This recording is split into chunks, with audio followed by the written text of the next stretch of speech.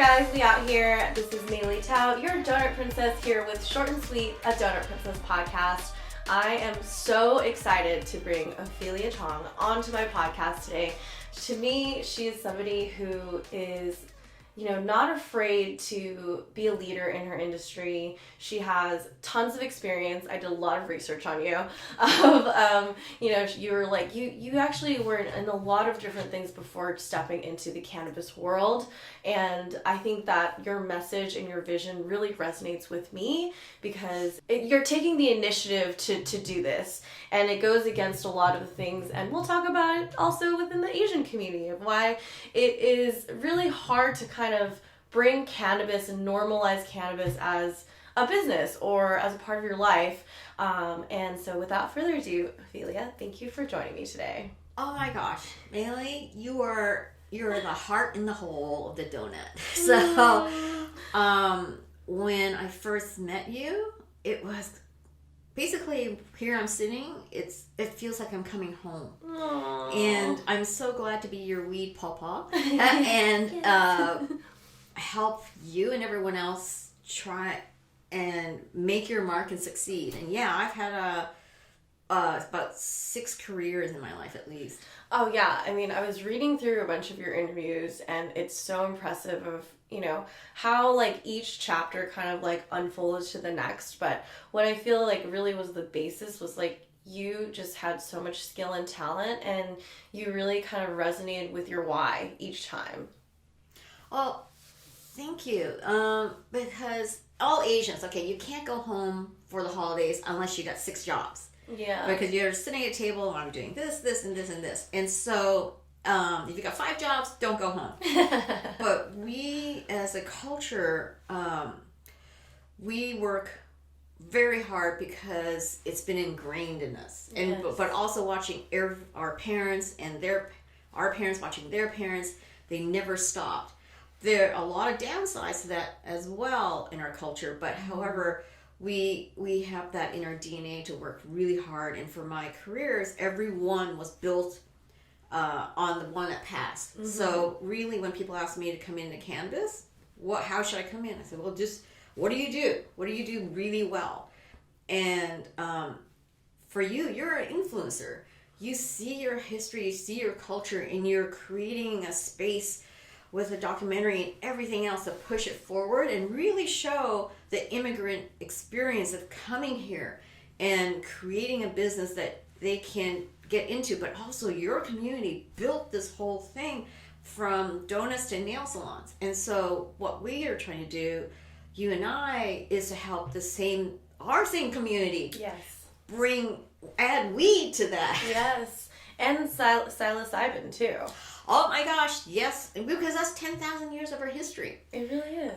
Because in South Asia, there are also varietals. There's psilocybin growing there. There's a couple of varietals, lumpia and pink buffalo, that are indigenous to Southeast Asia.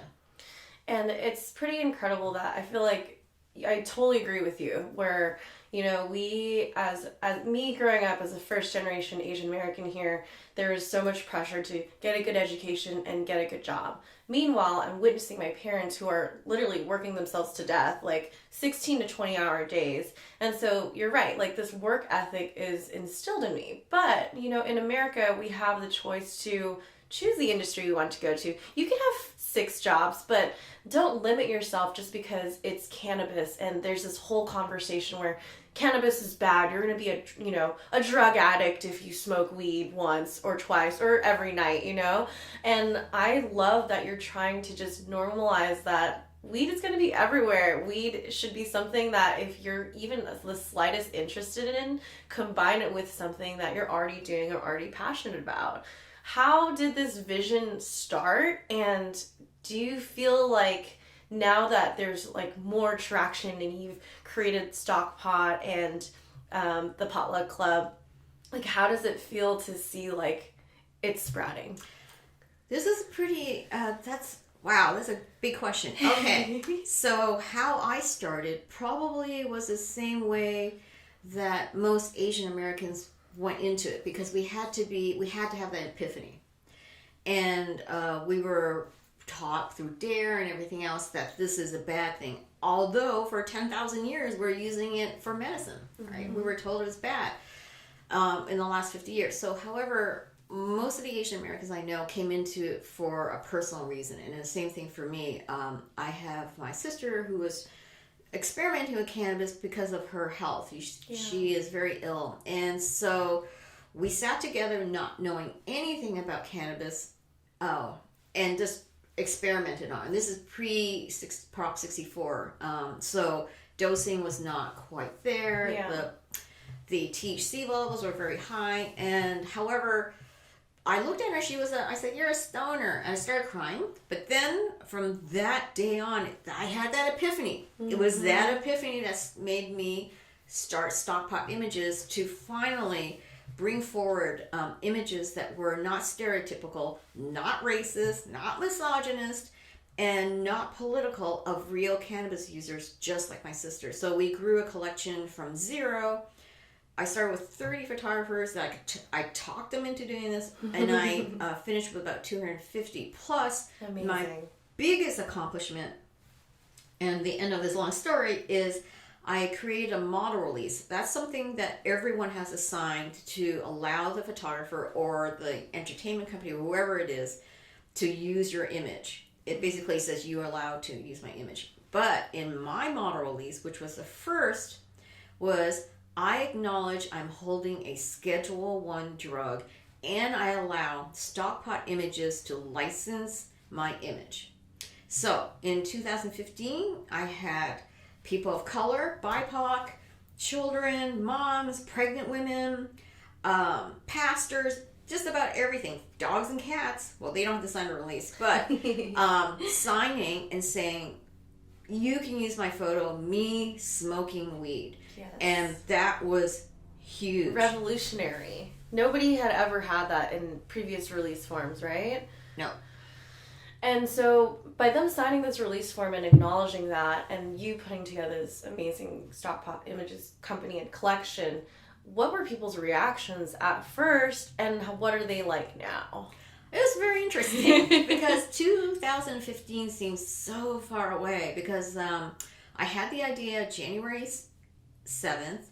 I got all my paperwork by March, and I launched April 20th, 4/20. Mm-hmm. And so, great date. And it was an uphill battle Yeah. to in cannabis, because cannabis has been such an underground, not with a law community, so that a lot of things were taken because they weren't going to get dinged for it. So no one really understood copyright and the creative process, and that if you take something, you need to pay the creative. So I fought a lot with people taking our images, and then I installed all the software so I can track them down. But I had to explain to each one of them, we created something. Yes, you can go to Google and get something for free, but you need to pay the creative just as much as we need to pay you for your flower. Now, if I came in and took your flower and said, "This is sitting there," you would get very mad. Yeah. So it's the same thing when we talk about the creative, the artist needs to be respected and needs to be paid. So that was the biggest uphill challenge of that. But also the next one that we're probably going to cover is the lack of color in the cannabis industry. Mm-hmm. And so, because you were having some issues with that, what now with Instagram and people literally screenshotting, resharing, like how would you say a creator is paid in that regard? Do you post them on Instagram, or is it? That's a really good question, but we're going to go back a little further than Stockpot. If you all remember Napster. Yes. So Napster. Napster. Oh yeah, every kid had Napster or LimeWire. So basically what you were doing was taking copyrighted material and just downloading it for free. You didn't have to buy it. So that changed the whole music industry. They just completely freaked out, saying, now how do we protect our inventory? Yeah. And that set up this whole sort of public consciousness that, hey, it's there, I can take it, how are you going to find me? Eventually, of course, a lot of people, there were some cases made of some people who were downloading were charged a huge fine. Yeah. But with that, Instagram, about 1 billion images are loaded every day up on Instagram, Snapchat, TikTok. A lot of that is content created by the person uploading it. If they're resharing, give credit. If you're taking it under your own, you're going to be found, because right now at Stockpot we used at least 3 systems to embed into our images, and we were able to crawl the entire web, find that image, see if it was licensed, and if it's not, we went after everyone for a full price. And that is what the big difference is now in Instagram. That's why you hire companies to create your content, to license images as less than a penny. You would really need to keep your company afloat and not get hit by a copyright fine, is to do that. So I see less and less of that on Instagram. Yeah. Of course, smaller accounts, everyone would do it. But right now, it is really easy to get your Instagram taken down if I file a copyright infringement. Absolutely. So that's what, and now every brand knows that. Before, at the beginning, it was more outlaws going on, stealing stuff. But not as much now. Yeah, it was the Wild Wild West when the internet started. But now I feel like the digital age is something where, like, you're so easily discoverable, you know, again, with these social media things where you can share a lot of content. But I love how you want to give this power back to the creators of, like, hey, you know, they created this. It took time for you to create this. So at the very least, give credit. Yeah, at least give credit, share their link, because what people don't understand is it's not tangible. It's a digital thing, but it's the same thing as anyone else coming into your home and taking a can of soup or your TV.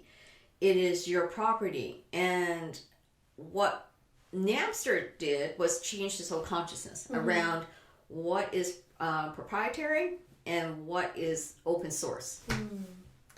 And thank you so much for sharing about that. I mean, really impressed with, like, also, you know, you were in film and photography, and, like, do you feel that every, you know, of your 6 careers, like, it led you to Stockpot to this very moment, even, like, with doing these potluck events and everything? Tell us a little bit about what an experience is like at a potluck event. I know what it's like, and honestly, it's really, really cool. Well, I love that. Well, in the same time that I started Stockpot, in May, I was on the phone with one of my photographers who's also an Asian American woman, and I said, oh man, you know, there's not enough of us out there. And every time I walk into a room, it's me, and I'm looking at someone else. I'm thinking, are they working the room as a server, or are they actually in the conference? And so I would get the same looks too.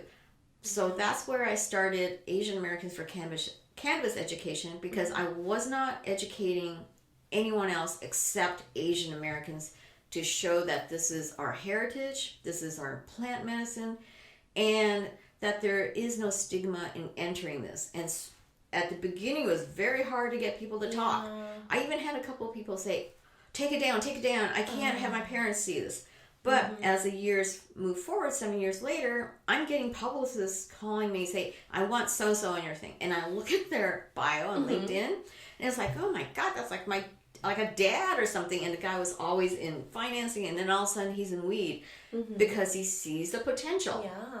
And so now for Asian Americans, we see that potential. And so our potlucks were started last August, because I thought, well, you know, a bunch of us were sitting around. I said, let's make this bigger. Yeah. And so we started with a guest list of 49 people at Mama Lion, the first potluck. Ended with 98 that night. Nice. The next one was at Inner Crew.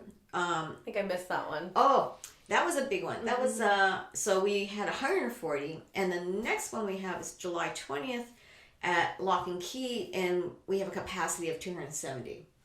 And already that one is completely sponsored months before, which is huge. Thank you. And by some of our biggest supporters.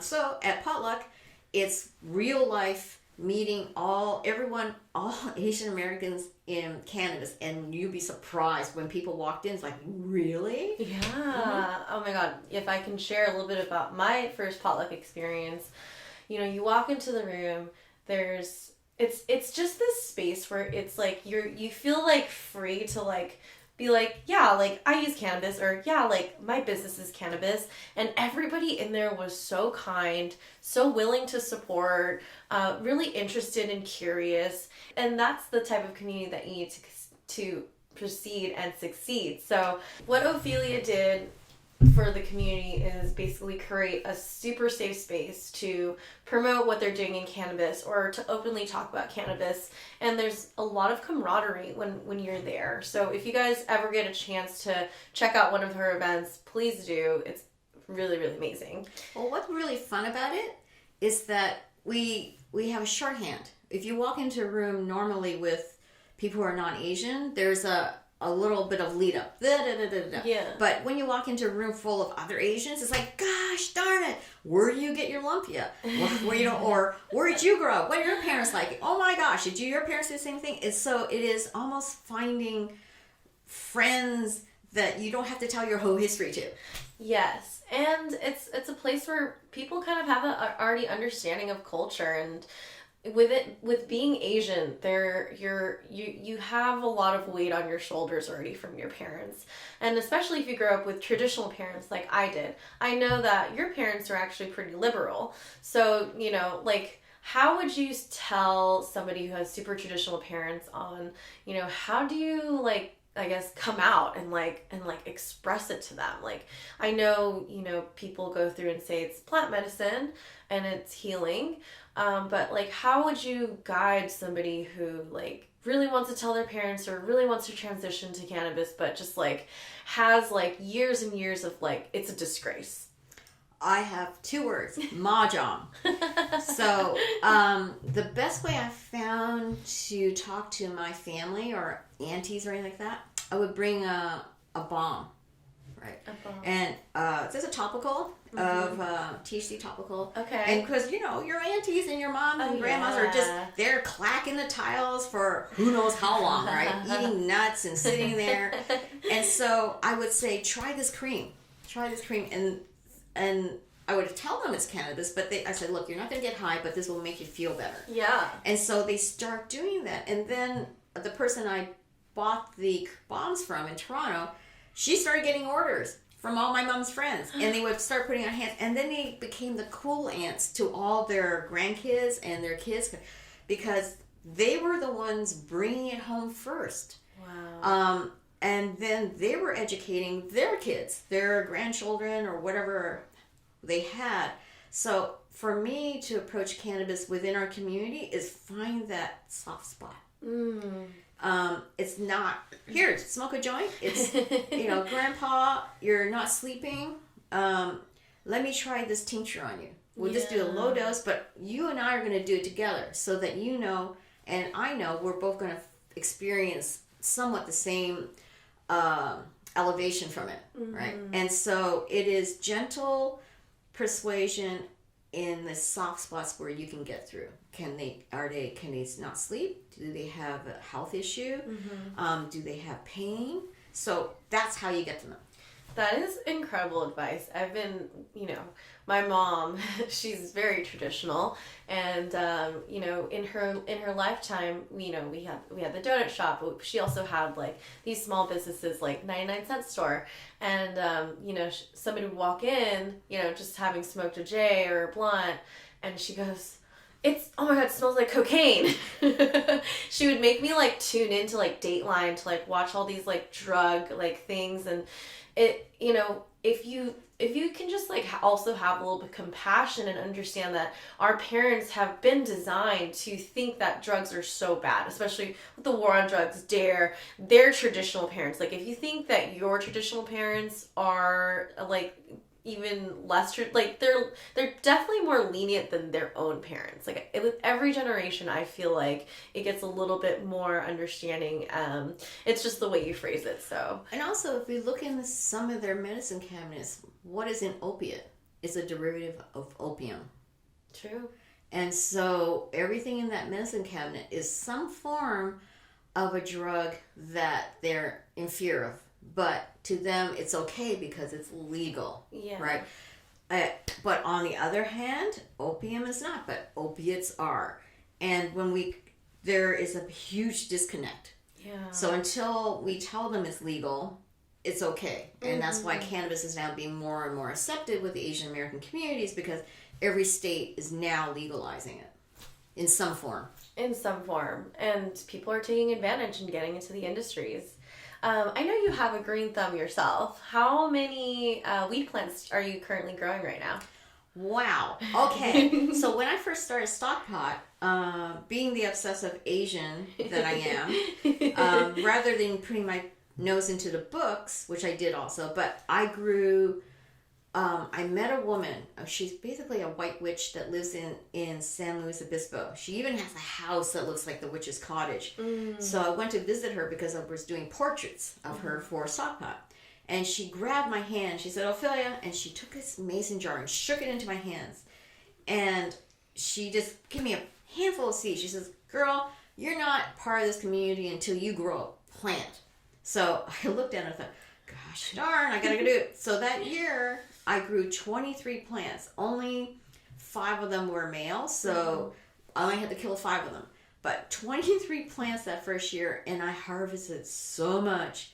But I learned everything from the plant, from seed to harvest. And that is basically what I do when I need to learn something new. I just go dive in. And so I grow. This year, I didn't grow any because I'm seeing the oncoming drought and the amount of water these things are going to need. Yeah. But also, too, weed is so plentiful now. It really is. It's when you go through a whole season trying to see if there's any caterpillars on your plants, mites, aphids, and you stand there with 2 red bricks ready to slam it on a caterpillar, it's a lot of work. So now I support my friends' farms and buy from them. It's a lot. It's more less time consuming, you'd say. But for those of them out there who want to start their own plants, what are some green thumb tips that you've learned over the years? Well, when you grow a cannabis plant, you're going to get 2 kinds. You're either going to get a male or a female. The male basically needs to be killed because if he is near the female plants, he'll pollinate them, and then you're just going to end up with seeds, like a hermaphrodite. You don't want that. So I would suggest you spending money and getting feminized seeds so you don't run into that, because if you're a newbie, it's very hard to tell a male plant until they start flowering, and then you're already in trouble. I would do but even if you want to go faster, just buy some clones from Dark Heart or a dispensary that has clones for sale. I think there's a few, not many do, but just buy 6 clones. And for attrition rates, you'll probably end up with 3 that will actually finish growing. Sun, water, and it's a plant. So, but get ready to start trimming with little scissors once you finish curing. Amazing. It's a lot of work. It is a lot of work, but my mom has a beautiful garden. She's not really growing weed, but you can also just see like it's a part of life. Like you're basically, you have seeds and bam, it's like an actual flower, and there's got to be something satisfying about that. Oh, especially because if you take the leaves, which are not psychoactive, and you blend them into a juice, it's really great for the gut because it's anti-inflammatory. So people with IBS or just digestion issues, the leaves ground up, blended into a fruit smoothie is really great for digestion issues. See, and I love that you're providing this value of telling me all of this, because it just breaks this whole like idea of when I grew up, weed was so like taboo and like came in little like white baggies and was like very associated with like like little drug deals. And now when you walk into dispensaries, like they're like bright and they're like branded and everybody in there is like happy and excited. And I really think that cannabis is a good thing for California and for the United States, and I'm hoping that the rest of the world will catch on. Like in other countries, like in Thailand, you'll go to jail, in like I think in Japan or Korea too. Thailand's legalizing. Oh, they're legalizing. Yes. So you can get your weed pizza now. And actually, Thailand is handing out 1 million clones. Oh wow! I think I just saw that on the news because and it's a great program because best way to dispel fear in an Asian community, because we're so agrarian, is give us something to grow. Yeah. Once you give us something to grow, it's like, yeah, we're on it. Okay. Melons, cucumbers, anything you want, we're on it. So. Okay, I didn't even know that. I think because last time I went to Thailand, I was like 9 years old, and the king was in rule, and they were, your parents tell you the story. Oh, they were growing out on the side of the mountain, and they had all of them killed. Like stories like that, and just like choosing like, oh, we're living in a totally different world now. It's sort of interesting, the stories of fear. It reminds me of all those slasher films, remember Halloween and stuff? Mm-hmm. The ones that got killed first were the ones who were about to do it and lose their virginity, right? So almost in a way, some parent out there who wrote that film was like, don't have sex because you're going to get killed. Yeah, you're going to die. Yeah. Same thing with the stories about weed. You're going to get arrested. And so I know cannabis is your focus, but I know you have the psilocybin project. Could you tell us a little bit about that? Well, with everything I do, I have to do a deep dive and learn about it. Yeah. And in 2016, I saw the hemp bill was coming, right? And so I added a lot of images of hemp. And that's also very hard to find because some guys aren't going to go out there and shoot professional pictures of a hemp farm. So I got hemp in there, but then also I started seeing maps and what they were doing with psychedelic drugs. And so we added that as well. And one of them, I wouldn't know what you call it, drug, another nature-based fungi that we added was psilocybin. So I had to go search that out too. I had to search people who actually had it to shoot it. And because of that, I came into a community of people who were growing and just fell in love with this community too. Mm-hmm. And so on my own, I learned everything I needed to learn about this as well and continued it for the next 7 years. Mm-hmm. And with Double Blind, we created Mushrooms 101 with a system. I didn't create the system, but we refined it for this. And there's over 4,000 people already learning how to grow. Wow. So it is really trying to, again, when I mentioned Thailand about giving all the clones, it is about once you put something in someone's hands that's tangible and living, they're going to try and keep that alive and learn everything about it. They're going to go, it's a little dry today, what should I do? So it takes out the fear of something unknown. Is when you actually have to take care and be with this living thing. You realize that everything that you were fed before was just propaganda. Absolutely. And fear is such a big part of Asian culture in so many ways. And I don't know, would you say it's a little bit of generational trauma that's passed from our parents, or is it the types of ideals that were like kind of drilled into us, or a little bit of both? A little bit both. It's also cultural because we move as a monolith in our own communities, right? Because there's a lot of Korean, Japanese, very strict, right? Mm-hmm. Where you can go, who you can date, and who is of your strata, right? Because it's very caste system. The Chinese as well, because we're very insular. Yes. Even if you have like the Chongs of Guangzhou, one little tribe community, that village is going to be very intensely xenophobic of everything else out there. So we've been raised that we have to be together or else something bad's going to happen. Yeah. And so that has produced very few, what I call unicorns, of people just breaking out of the communities and being singular and saying, no, there's a different way of doing things. And so let's look at Bruce Lee. Yeah. Right? He completely demolished that whole stereotype of the feminized Asian male.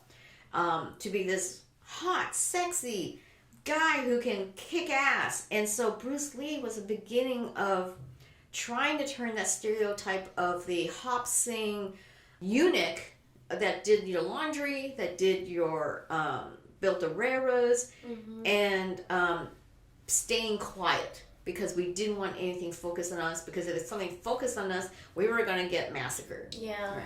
Yeah. And that did happen. There was a lot of lynchings, people driven out, murder during the golden mountain years, the late 1800s, 1900s, and only until 1945 were Chinese people were allowed to bring their families to the States. So that was the Chinese Exclusion Act, which was actually an act in Congress to keep people out. So, and of course, a lot of people want to bring that back. However, that created us being very quiet and keeping our heads down. Yeah, like growing up, my mom, if I ever got into any kind of conflict, she's like, just be harmonious. Don't stick out. Just, camouflage and be like everyone else. Where, I don't know, I feel like nowadays it's all about really kind of focusing on your strengths and like speaking up and like expressing yourself. I think that's a really big one that I definitely have struggled with, like in my like adolescent, like younger years, is like I was raised to be super quiet, but there's this burning desire to express yourself, and sometimes it is hard to really like have the conversation with her. And I can definitely imagine a lot of the Asian American community also having that same issue. It is, and you are such an individual, Maylee, because and the thing is that what you've done is self-taught and self-actualized, stepping out of that. Not that it was bad the way you're raised, it wasn't, but you needed to make your own place in society, and you were born in a time that you were able to do this. Yes. And that is incredible. So I really look up to you. Now, every time I think of you, I not necessarily think about donuts, but their donuts are warm and friendly. Yeah. I think about how much you've done just to tell your family's story and how you're now telling your own story. Yeah, and it's definitely been a really rocky road too. But just, I think for me, realizing that, I may have been raised with, a really dragon Asian mom. But that doesn't really mean that I have to continue, doing that. Of course, I need to honor the family, but I can honor the family in my own way. And I don't, I can express myself by leaving a legacy for them, but it's in my own way, And I think that for everybody, legacy looks a little bit different. What does legacy mean to you? Oh my gosh. Legacy to me is leaving a path that many people have already used, because my goal is not to elevate what I do, but to elevate everybody with us. Because also I taught for 6 years at Art Center College of Design, and I saw these people that we need to elevate, to encourage to move into their careers. So every time I come across somebody coming into the businesses, let's just work on what you do really well and just add cannabis. And you found your niche. You found you are really great influencing people to explore and to look beyond what their expectations of them were. And that is the legacy I want to leave. And, I think, like, for me, legacy is like, when I'm gone, there is still going to have, like you said, the path will be there, and maybe it'll be a bigger path. Maybe it'll be more lit up, but at least you were on this path or started this path so that people are like, oh, like, let me try that out. Like, I didn't know that you could do that. And, I think it'll mean so much more to people. I feel like with everything that I do, like, at the core of it, it's culture, it's storytelling, it's inspiring people to look outside of their perspective and what they were taught. So just imagine it's 10 years later. Where do you hope to see the cannabis industry and the psilocybin industry? Less taxing. Yes. Banking. Free movement between states.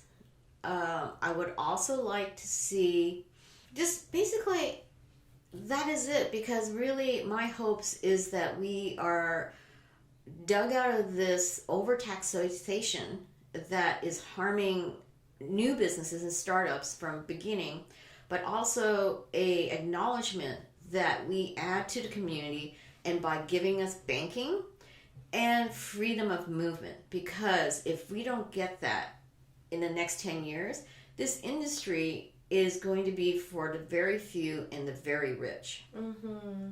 Yeah, it definitely agree with you. I think the taxation of it is very high. And so if you're just starting out, you know, it kind of like leaves a lot of people out to like start and really succeed and get it going.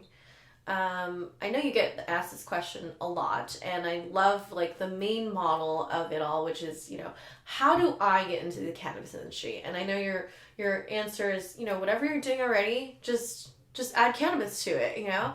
But if you were to offer 5 tips of advice to someone who comes up to you and is like, okay, I don't know, like, I don't know what I should do, you know, like, what are 5 tips of advice to get them started to really, like, move forward in the plant medicine industry, whether it's cannabis or psilocybin? I would work on these 5 things. 1, if you're really good at email as many people as you can. If you're really good at face-to-face, go to a conference, just wander around and see what's there. Because you just don't dive into too quickly. Stick a toe in, understand what the industry is about and where we're going. And then, where do you fit? What do you like doing? What makes you get out of bed every day? If being the best damn CPA is what gets you out of bed and you're respected for that, learn the cannabis tax laws, right? If you are a stylist, then learn style with weed. If you're a chef, get some weed to cook. Start reading all the cookbooks. Basically, it is researching where you fall best and how you can, from the get-go, almost talk like an expert. Because you can fake it for a while and keep learning it. But if you're a great accountant, you can say, well, you can do this, and this.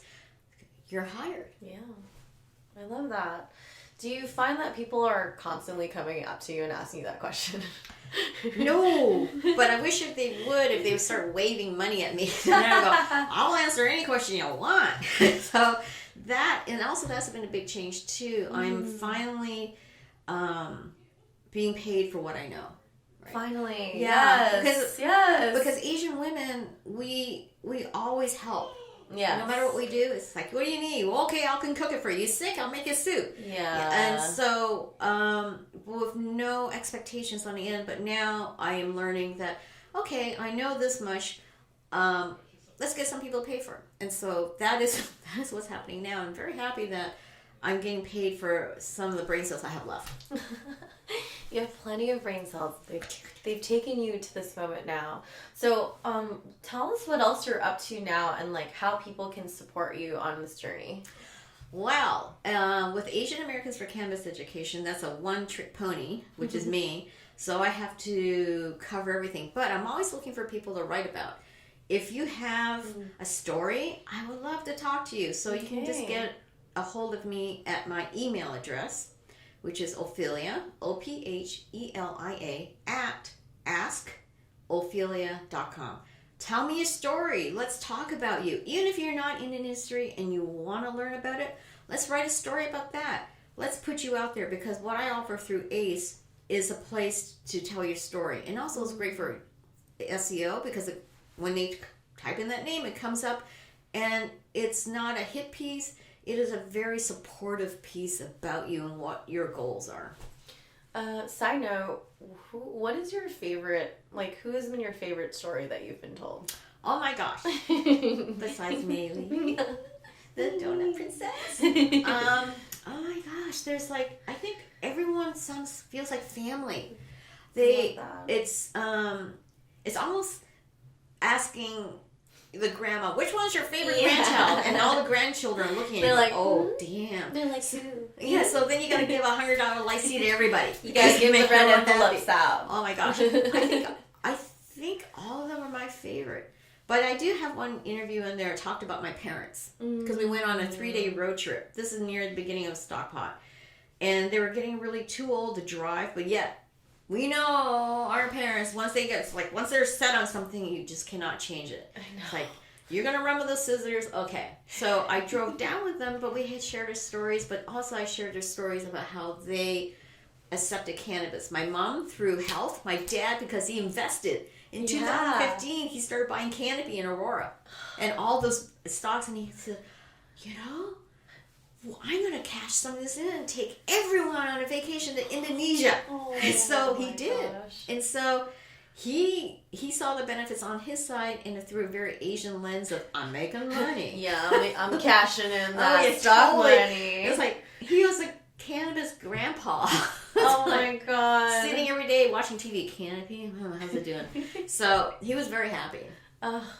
I just think that, you and I, we both love sharing stories. I know that every guest that I bring onto my podcast, it's for a reason. Like, I created this podcast because I wanted there to be a resource of if you were, 20 years younger or 10 years younger, and you like wanted to dive into any kind of industry, but wanted to kind of hear from normal people who've done it already. Hey, what are some tips?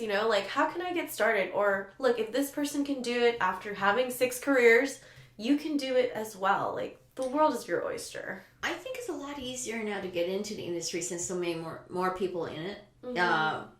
Back in 2015, there were some brands that were just startups. Pop and Barkley were making stuff in a basement in Boston in crock pots, right? Yeah. And so now we're far more advanced. Plus, there's recruiters for jobs. We didn't have that back then. Yeah. Oh my gosh, it doesn't seem that far away. It's like, you kids, we have to walk in snow with no shoes on. But now it's much easier to find a job if you come from CPG, if you come from legal, even researchers, doctors, there's a place for you. Yeah. And it's accepted now.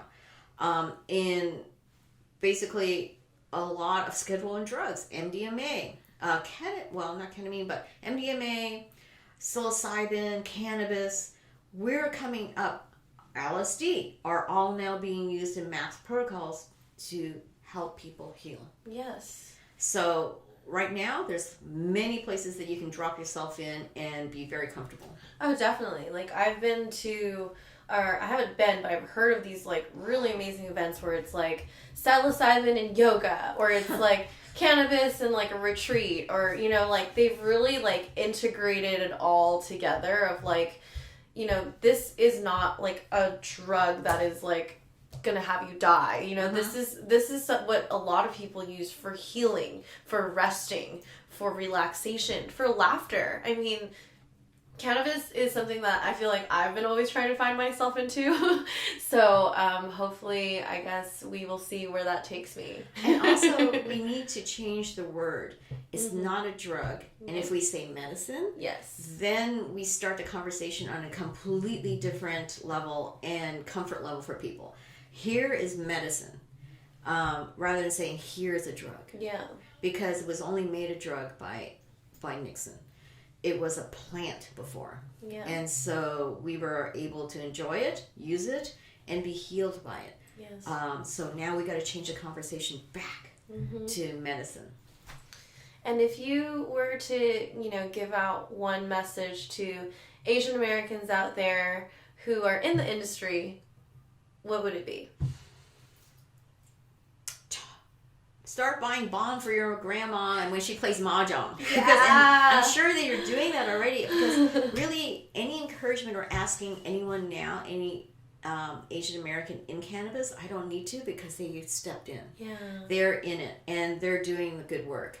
Now it is being more inclusive and bringing more people in. Yes. Of every color. Yes. And being mentors.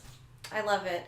Ophelia, thank you for being such a leader and an amazing, amazing community member. I'm super inspired by you, and I can't wait to see more Joylike clubs blow up to, I don't know, maybe we'll have a festival or something, or completely, we'll go on a tour. You'll go on a tour. I just can't wait to see where it takes you. Me too, and also, again, I'm so proud of you. Thank you. And everything that your family's done because it's so close to my heart because it's our history. And you have brought that history to the forefront for all of us to know and appreciate. Thank you. Thank you guys so much for watching. If you guys are still listening, please subscribe and leave a review if you can. Let us know if you have any people that you would like me to interview. I bring on people that I'm personally inspired by. So thank you guys for watching, and holla at your girl.